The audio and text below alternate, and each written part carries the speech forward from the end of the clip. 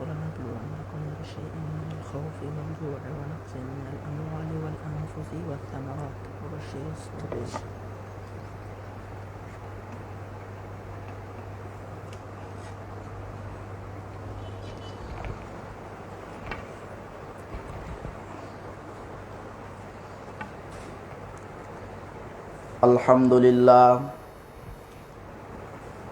الحمد لله نحمده ونستعينه ونستغفره ونعوذ بالله من شرور أنفسنا ومن سيئات أعمالنا من يهده الله فلا مضل له ومن يضلله فلا هادي له وأشهد أن لا إله إلا الله وحده لا شريك له وأشهد أن محمدًا عبده ورسوله الذي أرسله بالحق بشيرا ونذيرا وداعيا إلى الله بإذنه وسراجا منيرا أما بعد فإن خير الحديث كتاب الله وخير الهدي هدي محمد صلى الله عليه وآله وأزواجه وسلم وشر الأمور محدثاتها وكل محدثة بدعة وكل بدعة ضلالة وكل ضلالة في النار أما بعد فأعوذ بالله من الشيطان الرجيم يوم نقول لجهنم هل امتلأت وتقول هل من مزيد وأزلفت الجنة للمتقين غير بعيد هذا ما توعدون لكل أواب حفيظ من خشي الرحمن بالغيب وجاء بقلب منيب ادخلوها بسلام ذلك يوم الخلود لهم ما يشاءون فيها ولدينا مزيد وكم أهلكنا قبلهم من قرن هم أشد منهم بطشا فنقبوا في البلاد هل من محيص إن في ذلك لذكرى لمن كان له قلب أو ألقى السمع وهو شهيد أما بعد فأعوذ بالله من الشيطان الرجيم فلما بلغ معه السعي قال يا بني إني أرى في المنام أني أذبحك فانظر ماذا ترى قال يا أبت افعل ما تؤمر ستجدني إن شاء الله من الصابرين আলহামদুলিল্লাহ প্রশংসা মাত্রই সে মহান রব্বুল আলামিনের জন্য অতঃপর শত সহস্র দুরূদ ও সালাম বর্ষিত হোক সাইয়্যিদুল মুরসালিন খাতামুন নবিয়্যিন মুহাম্মদুর রাসূলুল্লাহ সাল্লাল্লাহু আলাইহি ওয়াসাল্লামের প্রতি কুল মুমিন মুমিনাত মুসলিম মুসলিমাত ভাই ও বোনদের রূহের মাগফিরাত কামনা করি যারা ইহজগৎ ত্যাগ করে পরলোক গমন করেছেন তথা আলামে বারজাখ অবস্থান করতেছেন আল্লাহ যেন তাদের ভুল ত্রুটি ক্ষমা করে তাদের কবরকে জান্নাতুল ফেরদাউস হিসাবে কবুল করেন সকলে পড়ি আল্লাহুম্মা আমিন। সম্মানিত সমবেত মুসল্লিবৃন্দ, আজকের আলোচ্য বিষয় কুরবানি। আমরা গত সপ্তাহেই বলেছিলাম যে 2 থেকে 3 সপ্তাহ আমরা ধারাবাহিক কুরবানির ওপরে আলোচনা পেশ করব ইনশাআল্লাহ। তারই প্রথম বা সূচনা হিসাবে আজকে সংক্ষিপ্তভাবে কিছু উপস্থাপন করে আমাদের বর্তমান সময়ে যে ফসলাদির সমস্যা আমরা ভুগছি, যতটুকু ইচ্ছা ছিল এতটুকু না পেয়ে মনে হচ্ছে ক্ষতিগ্রস্ত হচ্ছে, কেনই হচ্ছে বা তার জন্য ভবিষ্যতে করণীয় কি, বর্তমানে করণীয় কি, সে সম্পর্কে 2-4টি কথা বলে আজকের খুতবা শেষ করব। আমা তাওফিকে ইল্লা বিল্লাহ, আলাইহি তাওয়াক্কালতু ওয়া ইলাইহি উনীব। আল্লাহ রাব্বুল আলামিন কুরআনুল কারিমে কুরবানির গুরুত্ব, উদ্দেশ্য, হুকুম, ফজিলত বিশদভাবে আলোচনা করেছেন। কুরবানি সংক্রান্ত কথা বলতে গেলেই আজ থেকে 4500 বছর পূর্বে, প্রায় 4500 বছর পূর্বে নবী ইব্রাহিম আলাইহিসসালাতু ওয়াস সালাম ও ইসমাইল আলাইহিসসালাম এই 2 জনের বাপ বেটা উভয়ের কথা সামনে আসে, যাদের মাধ্যমে আমরা যে কুরবানি দিচ্ছি, যদিও আগের সকল নবীর সময়ে কুরবানির বিধান ছিল বটে, তবে আমরা যে কুরবানি দিই সেই কুরবানি ইব্রাহিম আলাইহিস সালাম ও ইসমাইলকে সামনে রেখে, যেটা আজ থেকে 4500 বছর আগে অনুষ্ঠিত হয়েছিল। আল্লাহ রাব্বুল আলামিন এই কুরবানি কিভাবে আসলো, এই কুরবানিটি আমাদের জানা, ইসমাইল আলাইহিসসালাতু ওয়াস সালাম যখন 13 বছর, প্রায় 13 বছর বয়স, তখন এই কুরবানি অনুষ্ঠিত হয়েছে। এক সময় জিলহজের 8 তারিখে ইব্রাহিম আলাইহিস সালাম তিনি স্বপ্নে দেখেন যে আমি যেন আমার ছেলে ইসমাইলকে কুরবানি দিচ্ছি। যদিও আগের ইতিহাস হিসাবে ইসমাইল আলাইহিস সালাতু ওয়াস সালাম তিনার একক ছেলে, অন্য কোনো সন্তান নেই, ছেলে নেই। আবার এই ছেলেটিকে একসময় মক্কার কাছাকাছি জায়গায় রেখে যেতে হয়। এই ইব্রাহিম আলাইহিস সালাম তিনি বলছেন যে আমি স্বপ্নে দেখলাম, আর নবীদের স্বপ্ন ওহি, আমি স্বপ্নে দেখলাম যে আমি যেন কুরবানি দিচ্ছি। এটা ছিল 8 জিলহজ। তিনি যখন স্বপ্ন দেখলেন, সকালবেলা তিনি ভাবতে থাকলেন। এই জন্য এই দিনটিকে বলা হয় ইয়াউমুত তারবিয়া। 8 জিলহজ একে বলা হয় ইয়াউমুত তারবিয়া, স্বপ্ন দেখানোর দিন। ঠিক প্রথম রাত্রে স্বপ্ন দেখার পরে অনুরূপ স্বপ্ন আবার দ্বিতীয় রাতে দেখছেন। এটা ছিল 9 জিলহজ, যেটাকে ইয়াউমে আরাফা বলা হয়। তিনি একই স্বপ্ন যখন দ্বিতীয় দিন দেখলেন, তখন তিনি নিশ্চিত হলেন যে এটা আল্লাহর পক্ষ থেকে। এই কারণে এটাকে বলা হয় ইয়াউমে আরাফা। আরাফা মানে নিশ্চিত, ইয়াউমুন মানে দিন, ইয়াউমে আরাফা নিশ্চিত হবার দিন। তৃতীয় দিন একই স্বপ্ন দেখলেন যে আমি আমার ছেলেকে কোরবানি দিচ্ছি, ইসমাইলকে। তখন তিনি আর কোনো হিসাব নিকাশ না করে তিনি কোরবানি দেওয়ার জন্য, ইসমাইলকে কোরবানি করার জন্য তিনি বের হলেন। এই জন্য এই 10 জিলহজকে বলা হয় ইয়াউমুন নাহার, যে দিনে আমরা কোরবানি করি। ইব্রাহিম আলাইহিস সালাতু ওয়াস সালাম এবং ইসমাইল আলাইহিস সালাতু ওয়াস সালামের বিষয়ে কোরআনে আল্লাহ বলছেন, ফালাম্মা বালাগা মাআহু সাআয়া ক্বালা ইয়া বুনাইয়া, যখন ছেলে একটা বয়সে উপনীত হলো, তখন ইব্রাহিম আলাইহিস সালাম তার কাছে বললেন, ইয়া বুনাইয়া, হে বৎস, আমি স্বপ্নে দেখছি যে তোমাকে যেন আমি কুরবানি দিচ্ছি। ফানজুর মাযা তারা, আপনার সিদ্ধান্ত কি, তোমার সিদ্ধান্ত কি এই বিষয়ে?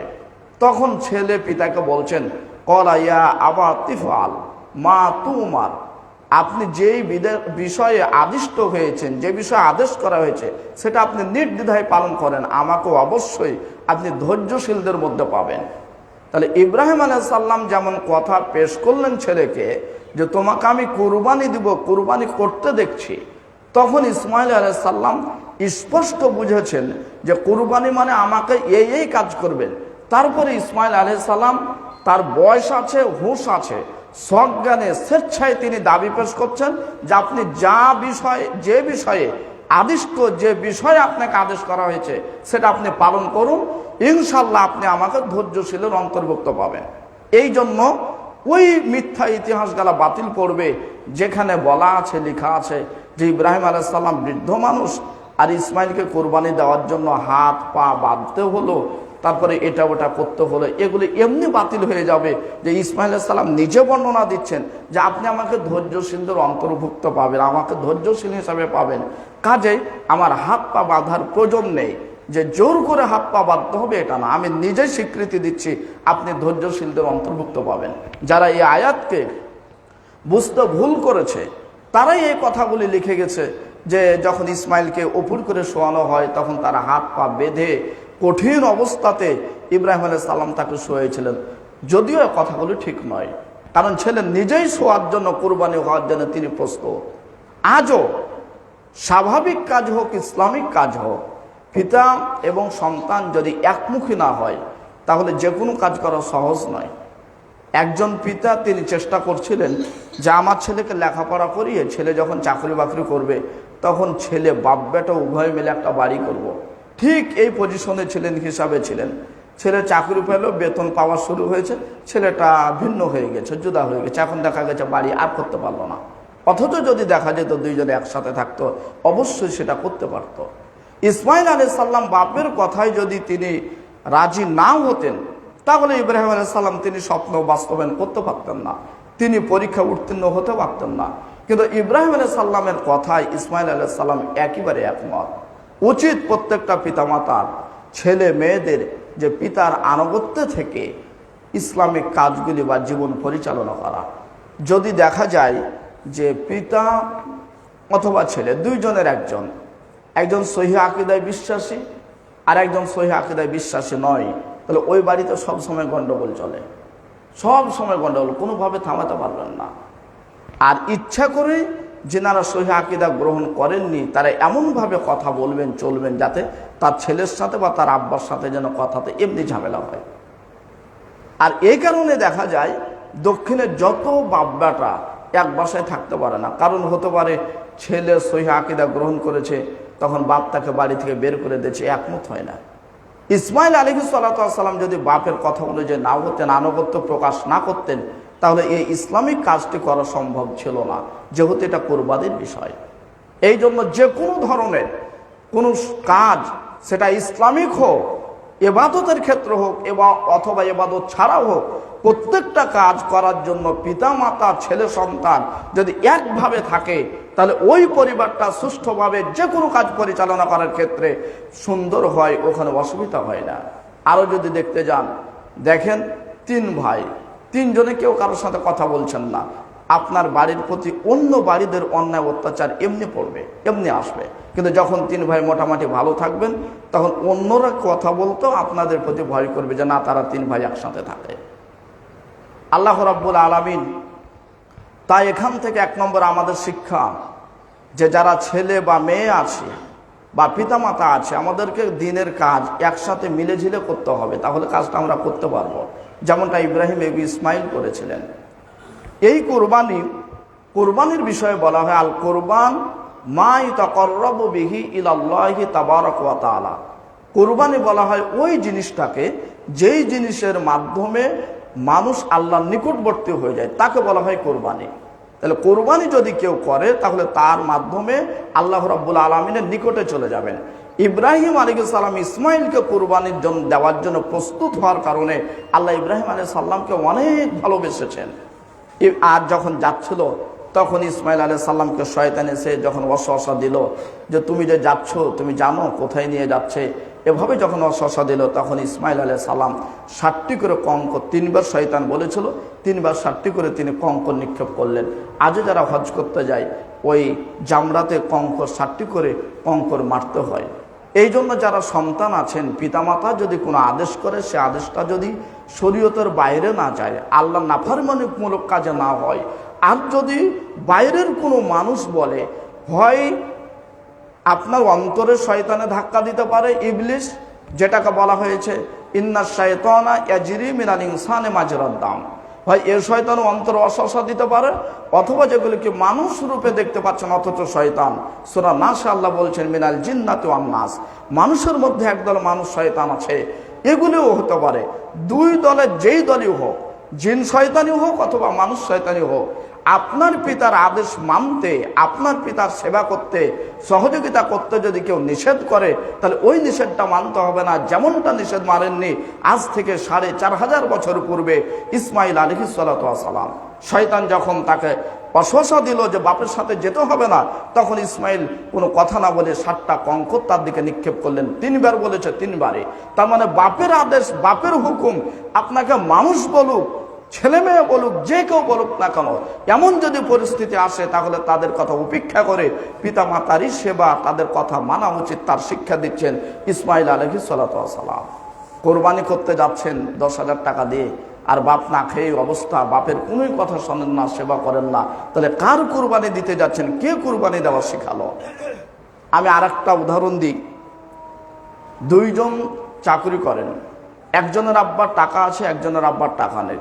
তো যার আব্বার টাকা আছে সে তো আর আপনার চাকরির টাকা নিবে না ছেলের, কিন্তু যার আব্বার টাকা নেই, স্বাভাবিক তার ছেলের টাকা নিবে চাকরির, কারণ না তো পিতা মাতা চলতে পারবে না। এখন অন্য মানুষ বলছে যে ওই ব্যক্তির 5 বছর চাকরি করে 5 কাঠা জমি কিনা হয়েছে, তুমি চাকরি করে 1 কাঠাও কিনতে পারোনি। তখন আপনি ভাবছেন যে কথা তো ঠিক, সে 5 বছর চাকরি করে 5 কাঠা জমি কিনলো শাহাপুরে, আর আমি চাকরি করে শুধু বাপ মাকে খাওয়াই, আমি খাই, বউ বাচ্চারা খায়, আমি কই টাকা কি করতে পারলাম? তখন আপনি কথা শুনে আর পিতামাতাকে টাকা দিচ্ছেন না, তাদেরকে খেতে দিচ্ছেন না, এমন কথা যদি কেউ পেশ করে, তাহলে জানতে হবে তিনাকে যদিও দেখতে মনে হয় মানুষ, কিন্তু সূরা নাসের বিবরণে বোঝা যায় তিনি মানুষ নয়, তিনি হলেন শয়তান। এর কথা আপনাকে মানতে হবে না। যদি পারেন তাহলে আপনাকে ইসমাইল কঙ্কর মেরেছিলেন, আপনাকে কঙ্কর না পারে আপনাকে এ কথাই বলতে হবে, ওই কথা আপনি বাদ দেন। জায়গা জমি না হোক, কোনোদিন হলে আল্লাহ দিবে। এখন যে আমার পিতামাতার চলে না, পিতামাতাকে আমার দেখা উচিত, আল্লাহ বলেছেন পিতামাতাকে দেখতে হবে, দেখাই উচিত। তাহলে আপনার কথাটা হবে ইসমাইল আলাইহিস সালাতু ওয়াস সালামের। যেমন ইসমাইলকে যখন বলল শয়তান যাচ্ছে কোথায় নিয়ে আপনি কি জানেন, তখন ইসমাইল তো জানছেন কুরবানি দিতে, তখন তো বলতে পারতেন কথা তো ঠিক বলেছেন, কারণ আমাকে কুরবানি দিতে যাচ্ছে, কিন্তু ইসমাইল এ কথা বললেন না। তাহলে আমাদেরও উচিত, যখন আপনাকে গ্রামের কোনো ব্যক্তি বলেছেন, কোনো মহিলা বলেছে যে তোমার চাকরি করে তোমার টাকা গেল কোথায়, একটা টাকাও জমা হয় নাই, একটা জমি কেনা হচ্ছে না, সব টাকা তুমি, তোমার ছেলে মেয়ে, এমনকি তোমার পিতামাতাকে দিয়ে শেষ হলো, তোমার পিতামাতা অসুস্থ, যার ফলে মাসে 10,000 20,000 করে টাকা দিতে দিতে তোমার বেতন শেষ হয়ে যাচ্ছে, তোমার টাকা জমা হবে কখন, তখন আপনি ভেঙ্গে না পড়ে আপনি বলেন আমার টাকা জমার প্রয়োজন নেই, তারা সুস্থ থাকো। তাহলে হবে আপনার দেখানো পথ অনুসরণে হযরত ইব্রাহিম ও ইসমাইল আলাইহিসসালাতু ওয়া সালামের নীতি। তাহলে আপনার পরবর্তী নীতি যেটা কুরবানি দেওয়া, এই নীতিটা আপনার বাস্তবায়ন করা ঠিক হবে। এই জন্য আপনাকে বললাম কুরবানি দিবেন, তো কুরবানি আসলো কোথা থেকে, ওই কুরবানি থেকে শিক্ষা কি, আমাদের যেভাবে চলছিস তার অবস্থান কি। সম্মানিত উপস্থিতি, তাহলে অবশ্যই প্রত্যেকটা সন্তানের উচিত পিতামাতার কথা খুব আনুগত্যের সাথে মেনে নেওয়া, যদিও আপনার জীবনের বাইরে কিছু চলে যায়। ঠিক ইব্রাহিম আলাইহিস সালাম ইসমাইলকে নিয়ে যখন উপর করে শোয়ালেন, তখন একটা আওয়াজ আসলো, ইয়া ইব্রাহিম কদ সাদ্দাকতা রুইয়া। ইব্রাহিম, ইসমাইলকে যে উপর করে শুইয়ে দিয়েছ, তুমি তোমার স্বপ্নকে বাস্তবায়ন করেছ। আওয়াজ যেমনি পেয়েছেন তেমনি ইব্রাহিম আলাইহিস সালাম একটু পিছনে তাকিয়ে দেখলেন। যেমনই পিছনে তাকিয়ে দেখছেন, তখন দেখছেন যে একটা সুন্দর দুম্বা তার পিছনে দাঁড়িয়ে আছে। তখন ইব্রাহিম আর বুঝতে বাকি থাকলো না যে তাকে কোরবানি করতে হবে, তাকে আদেশ করা হলো।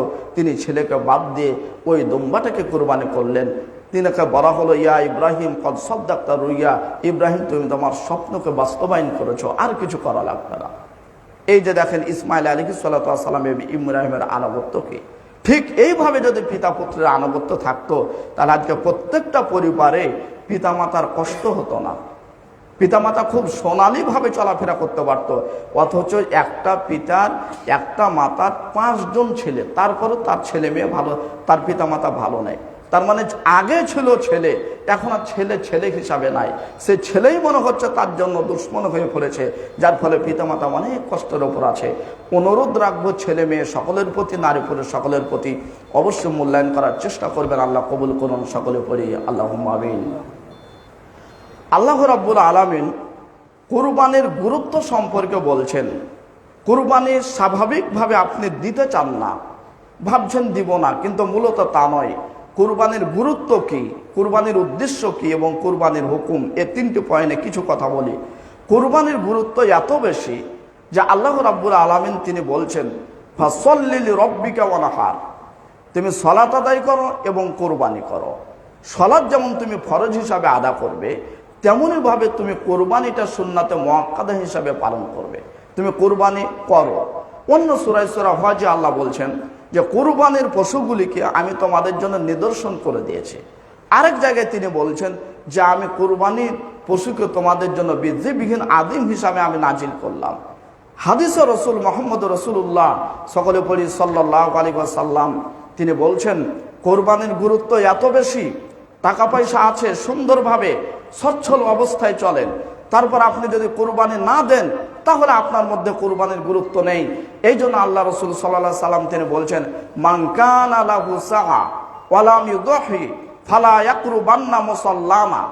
যার সামর্থ্য আছে, মান কানা লাহু সাআ, যার সামর্থ্য আছে, টাকা পয়সা আছে, তারপরে ওয়া লাম ইউদহি, সে কুরবানি দিল না, লাম শব্দ এসেছে, সে অস্বীকার করে কুরবানি দিল না, দিব না, এইভাবে কুরবানি দিল না, তো ফালা ইয়াকরুবান্না মুসাল্লানা, সেজন্য আমাদের ঈদগাহাতে সালাতের জন্য না আসে।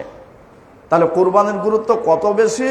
যদি আপনার কুরবানি দেওয়ার সামর্থ্য থাকে তাহলে অবশ্যই আপনি কুরবানি দিবেন, আর যদি সামর্থ্য থাকার পরে কুরবানি না দেয় তো নবী মুহাম্মদ রাসূলুল্লাহ সাল্লাল্লাহু আলাইহি সাল্লাম বলছেন সেজন্য আমাদের মুসল্লাতে না আসে। তবে হ্যাঁ, কুরবানিটা যেন আল্লাহর জন্য হয়, আপনার আল্লাহর উদ্দেশ্য হয়। তাহলে এই হাদিস থেকে নিখুঁতভাবে বোঝা যাচ্ছে যে আপনার সামর্থ্য থাকলে অবশ্যই কুরবানি দিতে হবে। সামর্থ্য কাকে বলে? সামর্থ্য যদিও একাধিক কিতাবে পাবেন যে লেখা আছে, সামর্থ্য বলতে জাকাতের তারা পয়েন্ট নিয়ে এসেছে যে জাকাত যার উপর ফরজ, এতটুকু পরিমাণ যদি সম্পদ থাকে তাহলে তাকে কোরবানি দিতে হবে। কিন্তু মূলত এই বিষয়টি তাত্ত্বিক নয়, বিশুদ্ধ নয়। বিশুদ্ধভাবে এসেছে ইবনে মাজার হাদিসে যে কুরবানি ওই ব্যক্তি দিবেন যিনার স্বাভাবিক কুরবানি দেওয়ার ক্ষমতা আছে। একেবারে জাকাতের নেশাব পরিমাণ সম্পদ হতে হবে 1 লাখ, 2 লাখ, 3 লক্ষ টাকা, এমনটা নয়। তার স্বাভাবিক 20,000 টাকা আছে আর 7,000 টাকাতে একটা ছাগল পাবে, তাহলে সে কুরবানি দিবে। এমনকি কুরবানি দেওয়ার ইচ্ছা আছে অটুট, কিন্তু হাতে টাকা নেই, তবে যদি সে টাকা কর্জ নেয়, ধার নেই, কিন্তু এ টাকাটা আবার 1 মাস, কুরবানির 1 মাস পরে সে শোধ করতে পারবে, তাহলে সে টাকা ধার নিয়ে কুরবানি দিতে পারে, কোনো অসুবিধা নাই। তাই আল্লাহ রাসূল সাল্লাল্লাহু আলাইহি সাল্লাম এত গুরুত্ব দিয়ে বললেন, মান কানা লাহু সাআ ওয়া লাম ইউযহি ফালা ইয়াকরুবান্না মুসাল্লানা। যার সামর্থ্য আছে তারপরে কুরবানি দেয় না, সেজন্য আমাদের ঈদগাহতে সালাতের জন্য না আসে। তাই চেষ্টা করবেন যে কুরবানি দেওয়ার, আল্লাহ যেন দেওয়ার কবুল করেন। সকলে পড়ি আল্লাহুম্মা আমিন। কুরবানি দিবেন একটা উদ্দেশ্য, সেটা হলো আল কুরবান মা ইয়াতাকাররাবু বিহি ইলাল্লাহি তাআলা। কুরবানি দিলে মানুষ আল্লাহর নিকটবর্তী হয়ে যায়, আপনি যেন নিকটবর্তী হয়ে যান। মানুষ যখন বিপদে পড়ে তখন আল্লাহর নাম সহজেই নাই, যখন বিপদে পড়ে না তখন কিন্তু টাকা থাকলে আর সেটা হিসাব করে না। আপনি নিখুঁতভাবে আপনার টাকা যেটা বৈধ সেভাবে কুরবানি দিবেন। কত সহজে যে আপনি চলছেন। লিচু বাগান আছে 5 বিঘা যে, বা 20টা গাছ আছে, যখন মুকুল বের হলো আর কিছু মুকুল বের হয়নি, তখনই 10 লক্ষ টাকা বিক্রি করে দিয়েছেন, বা 5 লক্ষ টাকা বা 7 লক্ষতে বিক্রি করেছেন। পুরো বছরটা বসে বসে খাচ্ছেন, কারণ আপনার লসও নাই, সব লাভ। মুকুলের সময় বিক্রি করেছেন, আর এখন আপনার বাগানে যেই বলছেন পানি দাও, ঠান্ডা করো, লিচু পুড়ে যাচ্ছে, এত লিচু পুড়ছে, তা আপনারও যে শরীর পড়বে। তখন আপনি সুন্দরভাবে মুকুলের অবস্থাতে 5 লক্ষ টাকাতে বাগান বিক্রি করে দিয়েছেন, টাকা বাড়িতে জমা করে রেখেছেন, বাজার করছেন, খাচ্ছেন। আবার আগামী বছর লিচুর মুকুল যখন বের হবে বা বের হবে না, তখন 5 লক্ষ বিক্রি করলেন, আপনার কোনো লস নাই। এ টাকা দিয়ে আবার কুরবানি দিতে যায়েন না। এ টাকা দিয়ে কুরবানি দিতে গেলে কুরবানি হবে এরকম মাসালা, এরকম ফতোয়া আমার জানা নাই। আপনাকে নিখুঁত টাকা দিয়ে, হালাল টাকা দিয়ে বলবেন, তাহলে কি ওইভাবে বাগান বলা বিক্রি করা ঠিক নয়? এটা শতদিন বলেছি যে মুকুলে চলবে না, মুকুল যখন বের হচ্ছে ওটা হবে না। কিন্তু আপনাকে থামাবে কে? আপনার ক্ষমতায় থামাবে কে? আপনি যখন টাকা ছিল না তখন তো ভালোই ছিলেন, টাকা হয়েছে, এখন তো আপনি ফেরাউনের কাছাকাছি যাচ্ছেন। ভাষা তো অনেক মিলে যাচ্ছে ফেরাউনের সাথে। আপনার টাকা হওয়ার কারণে ভাষা মিলে যাচ্ছে নমরুদের কারণে, অথচ যখন টাকা ছিল না তখন ভাষাটা ছিল ওই ব্যক্তিদের মতো, সাহাবী আজমাইন তাদের মতো নমনীয় ভদ্র কথা ছিল, আর এখন আপনার ভাষাই চেঞ্জ হয়ে গেছে। আল্লাহ রাব্বুল আলামিন তাই তিনি বলছেন, মান কানা লাহু সাআ ওয়া লাম ইউযহি ফালা ইয়াকরুবান্না মুসাল্লানা। যার সামর্থ্য আছে সেজন্য কুরবানি দেয়, সামর্থ্য থাকা সত্ত্বেও কুরবানি না দিলে সেটা আমাদের ঈদগাহতে নেই। হাদিসের বিবরণে বোঝা যাচ্ছে যে সামর্থ্য থাকলে কুরবানি দিবেন, মনে কষ্ট নেবেন না। 5 লক্ষ টাকা দিয়ে বাগান বিক্রি করে আজকে বাড়িতে বসে বসে খাচ্ছেন, চতুর্দিকে বিপদের কথা শুনছেন, কিন্তু যেই দিন কবরে আপনাকে নামাতে হবে সেই দিন আপনাকে রক্ষা করবে কে? এই জিনিসটাও বিছানায় শুয়ে আপনি চিন্তা করিয়েন। এই জিনিসটাও আপনাকে চিন্তা করতে হবে। আর কবরে এক সময় আপনাকে যেতেই হবে, আমাকে যেতেই হবে। তাহলে কুরবানির গুরুত্ব আমরা গুরুত্ব থেকে বুঝলাম। আমাদের সামর্থ্য থাকলে অবশ্যই কুরবানি দেওয়ার চেষ্টা করব। আল্লাহ যেন কবুল করেন। সকলে পড়ি আল্লাহুম্মা আমিন। কুরবানির হুকুম। কুরবানির হুকুম হলো সুন্নাতে মুআক্কাদা, গুরুত্বপূর্ণ একটি সুন্নাত, যেটা নবী সাল্লাল্লাহু আলাইহি সাল্লাম তিনি কোনো সময় ছাড়তেন না। সুন্নাতে মুআক্কাদা, যেমন 5 ওয়াক্ত সালাতের সাথে যে সুন্নাত আছে, এই সুন্নাতগুলিকে বলা হয় সুন্নাতে মুআক্কাদা, কারণ এগুলো নবীজি সব সময় পড়তেন। তাহলে সুন্নাত এমনই সুন্নাত যে সুন্নাতগুলি গুরুত্বপূর্ণ। তাই কুরবানি করা এটা হলো সুন্নাতে মুআক্কাদা। বছরে একবার আপনি পেয়েছেন, চেষ্টা করবেন এই সুন্নাতকে ধরে রাখা, আপনি এই সুন্নাতের সামনে যাওয়া। তাহলে কুরবানি করা সুন্নাতে মুআক্কাদা। কুরবানি করা একেবারে ওয়াজিব নয়। যদি দেখা যায় কোনোভাবে পারা যায় না, তাহলে আপনাকে একেবারেই কুরবানি দিতে হবে এমনটা নয়। এ কারণে আবু বকর, ওমর, বিশিষ্ট সাহাবী খলিফা রাদিয়াল্লাহু তাআলা আনহুমা, তারা উভয়ে সামর্থ্য থাকা সত্ত্বেও এটা যে ওয়াজিব নয় এটা বোঝানোর জন্য তিনারা কিছু সময় কুরবানি ছেড়ে দিতেন, শুধু মানুষেরা যেন বুঝতে পারে যে কুরবানিটা ওয়াজিব নয়। তাহলে কথা দাঁড়ালো আগের এবং পিছের। সমর্থ থাকলে কুরবানি দিবেন, আর সমর্থ না থাকলে আপনার আফসোস নেই যে কুরবানি দিতে পারলাম না, কারণ এটা সুন্নাতে মুআক্কাদা। আপনার উদ্দেশ্য,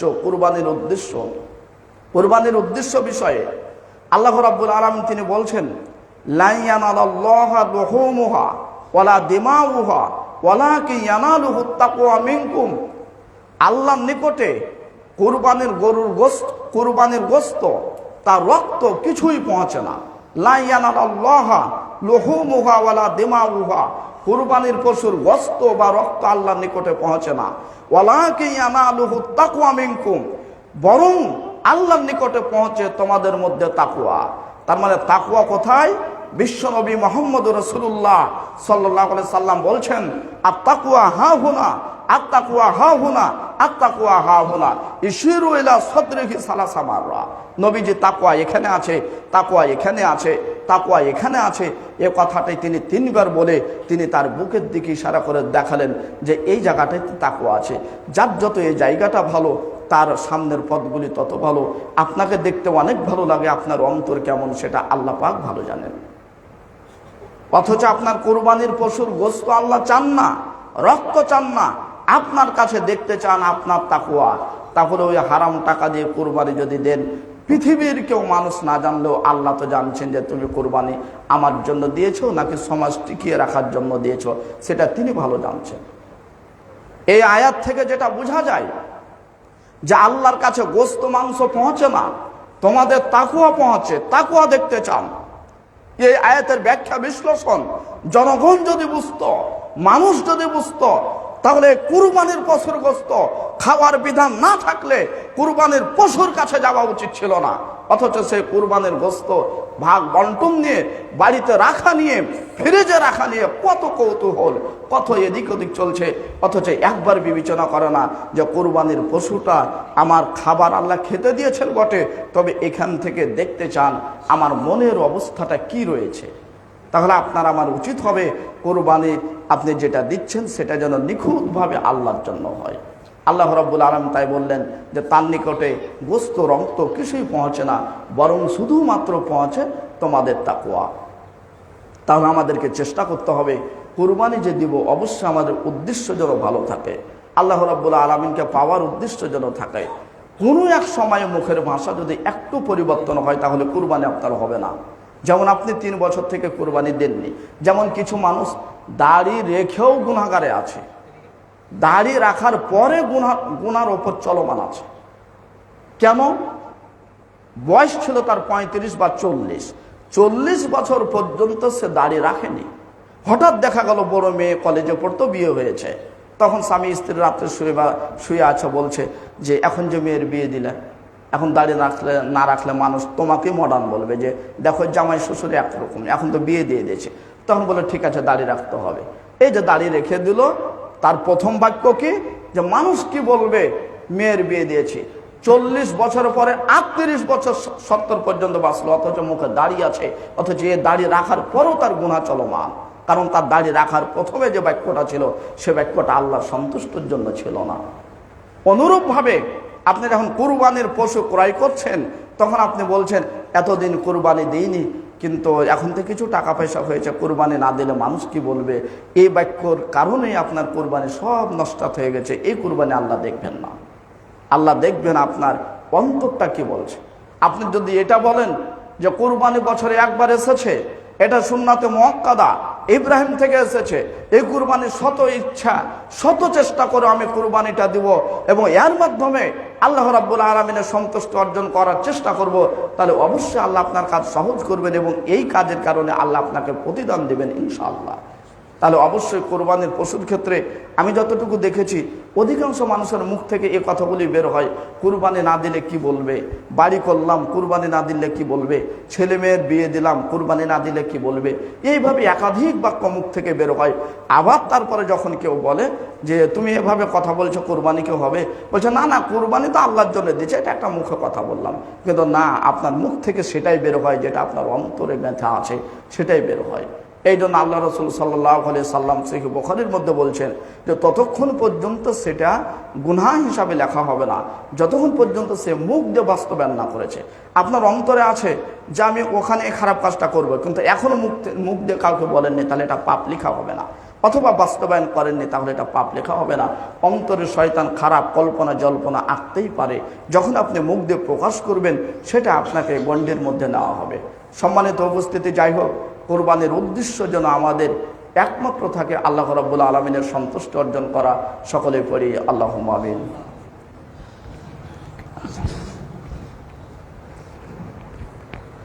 আলহামদুলিল্লাহি ওয়াহদা ওয়াসসালাতু ওয়াসসালামু আলা মান লা নাবিয়্যা বা'দা, আম্মা বা'দ। দ্বিতীয় খুতবার মাধ্যমে আপনাদের বা আমাদের যে অর্থ নিয়ে, বাগান নিয়ে, এগুলি নিয়ে যে আমরা সংকটে পড়েছি, এ বিষয়ে দু চারটি কথা বলি। কুরবানির বিস্তারিত আলোচনা সামনে আবারও করব ইনশাআল্লাহ।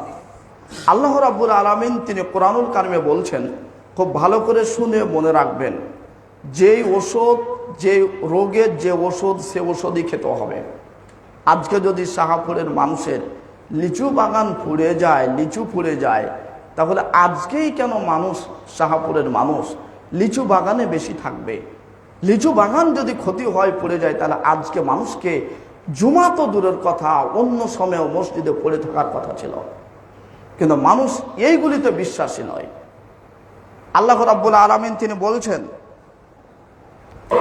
তিনি বলছেন ওয়ালা নাবলুওয়ান্নাকুম বিশাইয়্যিম মিনাল খাউফি ওয়াল জু', আমি অবশ্যই তোমাদেরকে পরীক্ষা করব। যারা পৃথিবীতে মুসলিম বলেছ যে আমি মুসলিম, তোমাদেরকে অবশ্যই পরীক্ষা করব, হোক সে নারী বা পুরুষ। মিনাল খাউফি ওয়াল জু', পরীক্ষা করবে এক নম্বর ভয় দিয়ে, ওয়াল জু', এবং ক্ষুধা দিয়ে, পেটে খাবার থাকবে না, তখন দেখি আমাকে ছেড়ে কোনো দিকে চলে যাও নাকি। তাহলে এক নম্বর ভয় দিয়ে পরীক্ষা করব, দ্বিতীয় নম্বর ক্ষুধা। মিনাল খাউফি ওয়াল জু' ওয়া নাকসিম মিনাল আমওয়াল, এবং সম্পদের ক্ষতি যেটা আপনার আমাদের সাথে জড়িত, ওয়া নাকসিম মিনাল আমওয়াল ওয়াল আনফুসি ওয়াস সামারাত, এবং তোমাদের নফস, ফলমূল, এগুলি দিয়ে পরীক্ষা করব।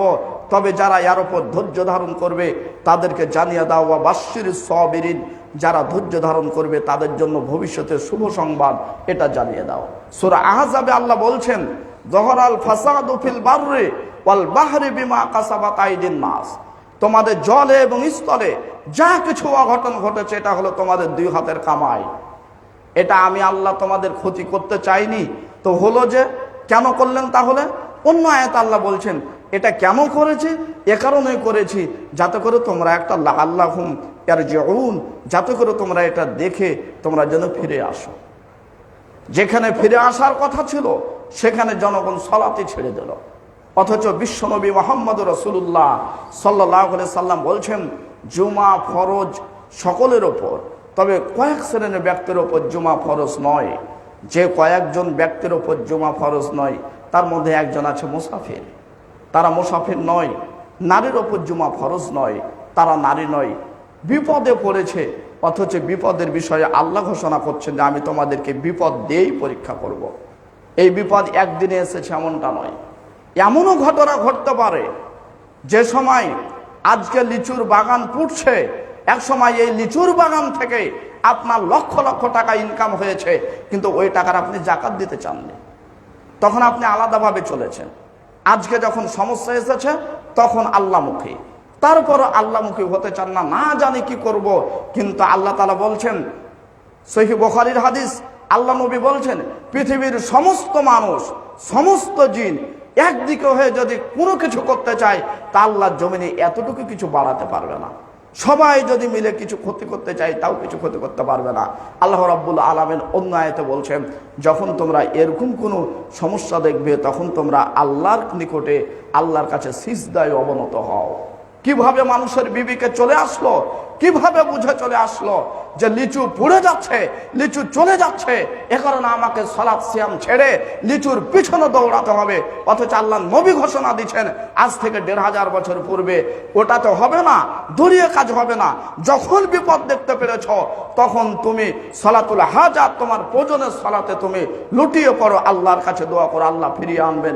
আল্লাহ তোমাকে ক্ষতি করার জন্য এগুলি করেনি, আল্লাহ তোমাকে একটু ফিরিয়ে আনবেন, এজন্য তিনি এগুলি কিছুটা দিচ্ছেন। সম্মানিত উপস্থিতি, আমরা দোয়া করব, তবে এতটুকু মনে রাখবেন, যা সমস্যা, এই সমস্যাগুলি আল্লাহর নিকটে বেশি পেশ করতে হবে। ধৈর্যশীলদেরকে আল্লাহ সুসংবাদ দিতে বলেছেন। ধৈর্যশীল কারা?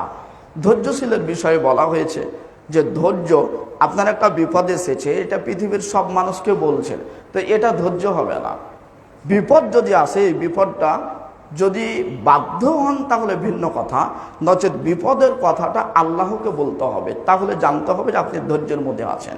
একটা বিপদে পড়েছেন, সালাত পড়বেন, আল্লাহকে বলবেন। যেমন আইয়ুব আলাইহিস সালাতু ওয়াস সালাম, তিনি অসুস্থ হয়েছিলেন, কিন্তু তার অসুস্থর কথা তিনি জনগণকে বলে বেড়াতেন না, তিনি সবসময় আল্লাহকে বলতেন, আল্লাহ বিপদ আমাকে গ্রাস করেছে, এখান থেকে তুমি আমাকে মুক্তি দাও। সম্মানিত সমবেত মুসল্লিবৃন্দ, আজকে আমাদের আপনাদের এই যে লিচু বাগান সহ আরো বহু কিছু, আবহাওয়া গরম উত্তপ্ত হওয়ার কারণে লিচু পড়ে যাচ্ছে, যেটা আপনি বিক্রিও করতে পারছেন না, অথবা লোকাল বাজারে বিক্রি করলেও 500 টাকার লিচু হতে পারে 50-100 হবে। এই জন্য অবশ্যই আমাদেরকে আল্লাহর নিকটে ক্ষমা চাইতে হবে বেশি বেশি। অবশ্যই এগুলি আমাদের সমস্যার কারণে এসেছে। আল্লাহ তাআলা কোনো সময় চান না যে তিনি বান্দার ক্ষতি করতে চান, কোনোভাবে না।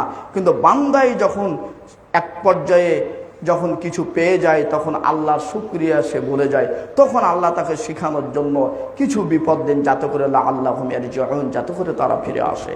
আল্লাহ রাব্বুল আলামিনের নিকটে দোয়া করব, আল্লাহ রাব্বুল আলামিন আমাদেরকে এ সমস্ত বিপদ থেকে জেনে হেফাজত করেন। সকলে পড়ি আল্লাহুম্মা আমিন।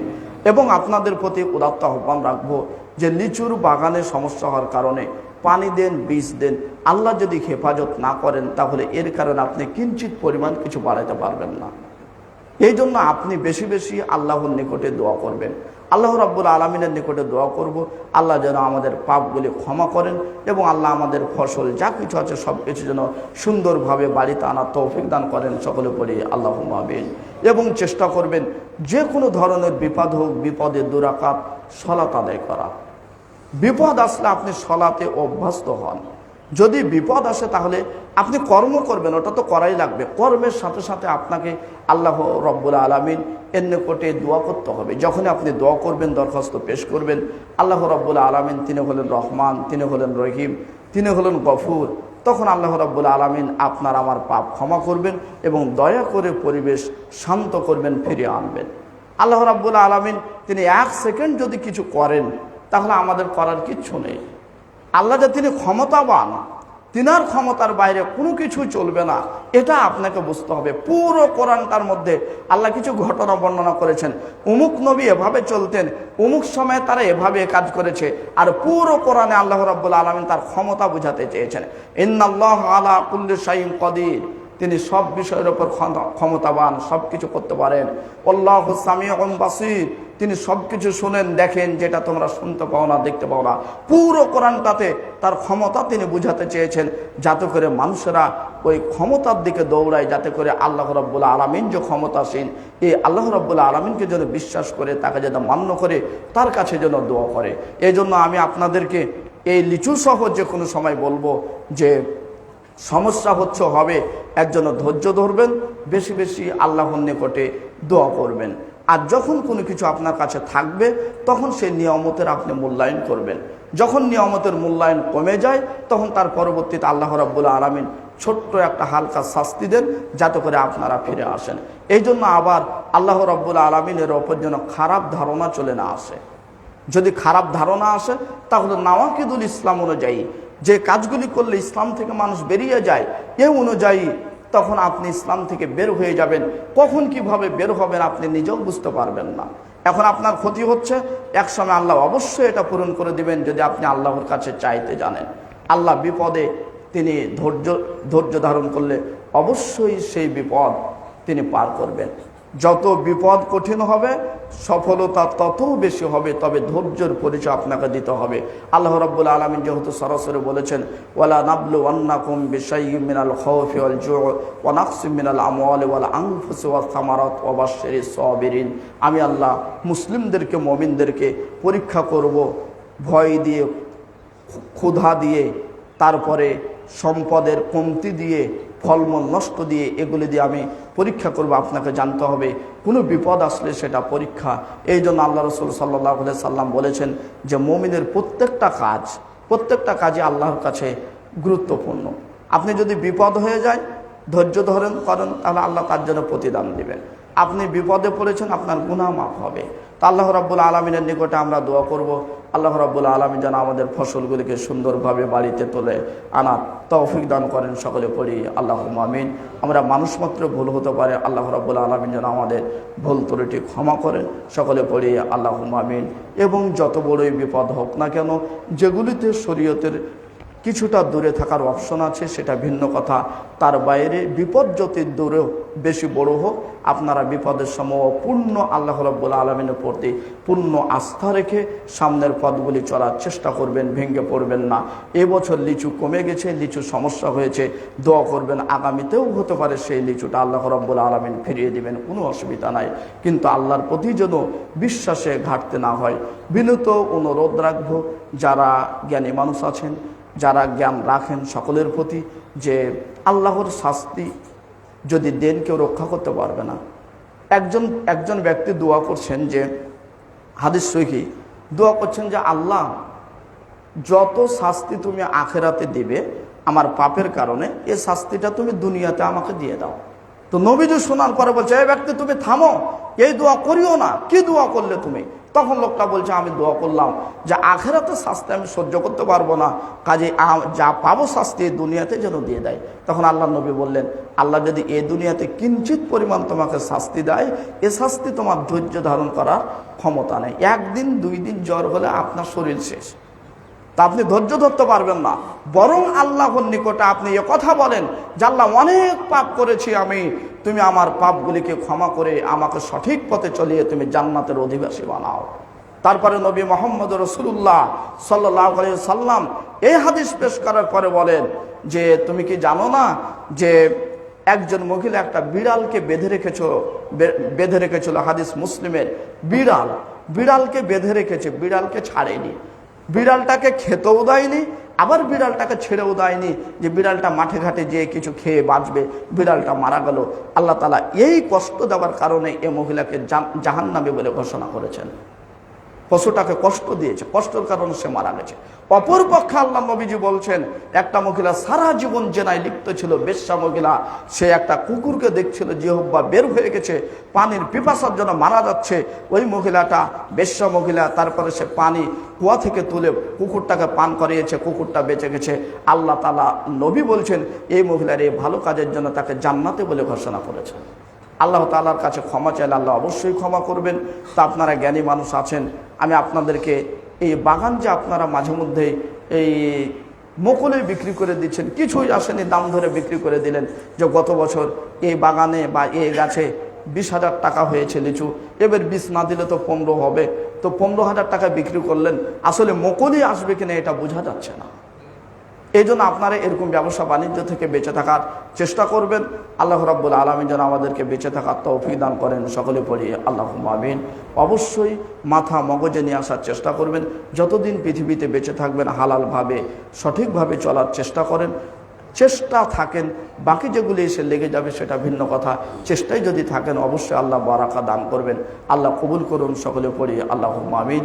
সাথে সাথে মহিলা যারা রয়েছেন আপনাদের প্রতি উদাত্ত আহ্বান রাখছি, আপনারা আপনাদের